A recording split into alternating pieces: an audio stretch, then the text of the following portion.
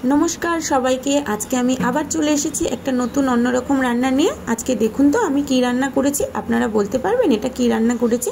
आमी बोले दिई एटा आमी रान्ना करेछि गिले मेटे।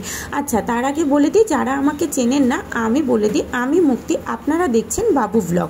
এই গিলে মেটে হচ্ছে মুরগির গলা মেটে স্টমাক এই সমস্ত কিছু মিলিয়ে হচ্ছে গিলে মেটে। এইগুলোকে আমাদের এখানে গিলে মেটেই বলে। আপনারা কি নামে এটাকে চেনেন একটু প্লিজ কমেন্ট করে জানাবেন। আমি একে গিলে মেটে বলেই সম্বোধন করছি। দেখুন কত সুন্দরভাবে ভালো করে পরিষ্কার করে ধুয়ে নিয়েছি। আমি এখানে 1 কিলো গিলে মেটে নিয়েছি, বেশ ভালোভাবে ধুয়ে এটাকে কেটে নিয়েছি, কেটে পরিষ্কার করে নিয়েছি। আর এখানে নিয়েছি পেঁয়াজ, টমেটো, কাঁচা লঙ্কা, আলু আর আদা রসুন বাটা। আচ্ছা আগে বলে দিই আদা রসুন বাটাটা কিন্তু আমি ঘরে বাটিনি, প্যাকেটে যে কিনতে পাওয়া যায় সেইটা। আর আলু তো গিলে মেটেতে দিতেই হবে, না হলে হবে কি করে।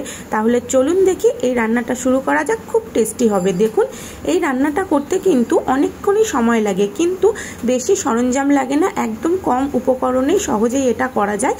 এই রান্নাটা করার জন্য আমি একটা কড়াই বসিয়ে তাতে তেল দিয়ে দিয়েছি। তেলটা গরম হয়ে গেলে আলুগুলোকে ছেড়ে দিয়েছি।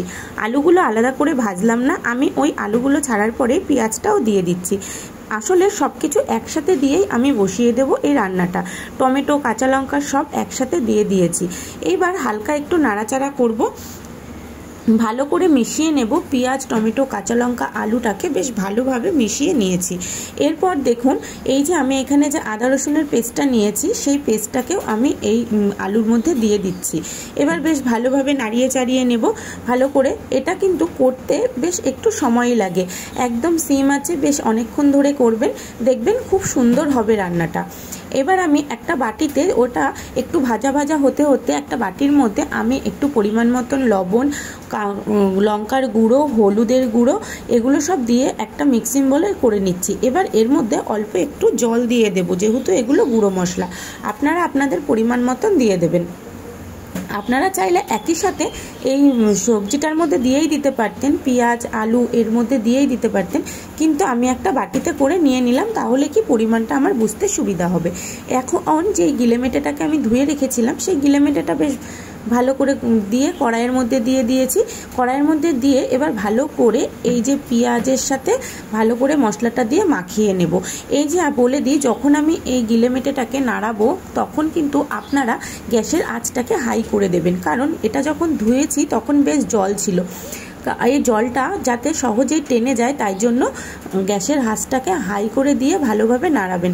না হলে কিন্তু যদি আপনারা কম আঁচে এটাকে রান্না করেন তাহলে এটা থেকে বেশ অনেকটাই জল বেরাবে, তাহলে জলটা টানাতে আপনাদের অনেকটা সময় লাগবে। দেখুন কীরকম জল বেরিয়ে গেছে এই গিলে মেটেটা থেকে। এর জন্য গ্যাসের আঁচটাকে আপনারা যদি বাড়িয়ে করেন তাহলে সহজে আলুটা সেদ্ধও হয়ে যাবে, আর গিলে মেটেটা থেকে যে জলটা ছাড়বে সেটা সহজে টেনেই যাবে। দেখুন আমি গ্যাসের আঁচটাকে বাড়িয়ে বেশ 2 থেকে 3 মিনিট এটাকে নাড়াচাড়া করেছি। দেখুন জলটা মরে গিয়ে তেলটা আস্তে আস্তে ছাড়তে শুরু করেছে, কালারটাও ফিরেছে, দেখুন কত সুন্দর লাগছে দেখতে। এখন আমি গ্যাসের আঁচটাকে লো করে দিয়ে বেশ কিছুক্ষণ নাড়াবো, কারণ এটা যদি নিচে লেগে যায় তাহলে কিন্তু একটা ভালো গন্ধ বেরাবে না, সেটা খেতে ভালো লাগবে না। তাই জন্য ভালো করে গ্যাসের আঁচটাকে লো করে দিয়ে আমি এটাকে মাঝে মাঝে নাড়িয়ে নেব। দেখবেন আস্তে আস্তে এটা থেকে বেশ সুন্দরভাবে তেল ছাড়তে থাকবে। যতক্ষণ গ্যাসের আঁচটা একটু লো করে রেখেছি, এটা 1 মিনিটের জন্য একটু চাপা দিয়ে দিই, তাহলে কি হবে আলুটা বেশ ভালো সেদ্ধও হয়ে যাবে আর সহজেই তেলটা ছেড়ে যাবে। দেখুন কত সুন্দর লাগছে, খেতেও খুব টেস্ট হয়েছিল আর খুব সুন্দর গন্ধও বেরিয়েছিল। যারা গিলে মেটে খেতে একদমই পছন্দ করেন না তারা এইভাবে একটু রান্না করে খেয়ে দেখবেন, ভীষণ টেস্টি হবে আর খেতেও খুব ভালো লাগবে। আপনার প্রায় সময়ই বলবেন এরকমই খাবো।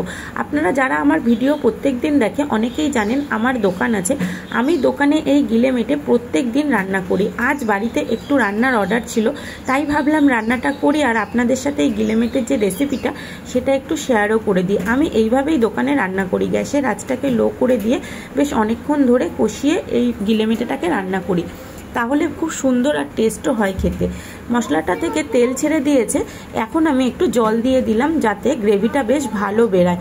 আমি কিন্তু এটা খুব কষা কষা রান্না করব, এটা একজনের অর্ডার আছে তাই জন্য রান্নাটা করছি। আমার রান্নাটা প্রায় হয়েই এসেছে। আপনাদের যদি রান্নাটা ভালো লেগে থাকে তাহলে একটা লাইক দিয়ে দেবেন আর সাবস্ক্রাইব করতে কিন্তু ভুলবেন না। আমি এরকম ঘরোয়া উপকরণ দিয়ে আর খুব কম সময়ের রান্না প্রায়ই নিয়ে আসি, আপনারা দেখতে খুব ভীষণই ভালো লাগবে। আপনাদের কাছে তাই অনুরোধ রইল, রান্নাটা ভালো লাগলে একটা লাইক দিয়ে দেবেন আর আমার চ্যানেলটাকে সাবস্ক্রাইব করে দেবেন। রান্নায় আমি জলটা দেওয়ার পরে এই যে সানরাইসের গরম মশলা, এটা আমার খুবই প্রিয়। এই গরম মশলার গন্ধটা ভীষণ ভালো লাগে, তাই আমি রান্নার শেষে এই গরম মশলাটা একটু ছিটিয়ে দিচ্ছি। ছিটিয়ে দিয়ে এবার গ্যাসের আঁচটাকে লো করে বেশ অনেকক্ষণ এটাকে ফোটাবো, যাতে জলটা বেশ খানিকটা মরে যায়। এবার গ্যাসের আঁচটাকে আমি লো করে দিয়ে বেশ কিছুক্ষণ রেখে দেব। দেখুন কত সুন্দর হয়েছে, কালারটা কত সুন্দর বেরিয়েছে আর দেখতেও কত সুন্দর লাগছে। আপনারা যদি এবার একটা চাপা ঢাকা দিয়ে রাখেন বেশ কিছুক্ষণ, গ্যাসটাকে অফ করে, দেখবেন কত সুন্দর তেল ছেড়ে গেছে, দেখতেও কত সুন্দর লাগবে আর খেতে তো অপরূপই লাগবে। চিকেনের থেকেও আমার মনে হয় চিকেনের এই গিলে মেটে খেতে অনেক টেস্টি হয়। আমার রান্নাটা ডান হয়ে গেছে, তাহলে ওই যে বললাম একটা লাইক আর সাবস্ক্রাইব করতে ভুলবেন না যেন, আর বেল আইকনটিও টিপে দেবেন যাতে খুবই সহজে আপনাদের কাছে আমার এই রান্নার নোটিফিকেশনটা চলে যায়।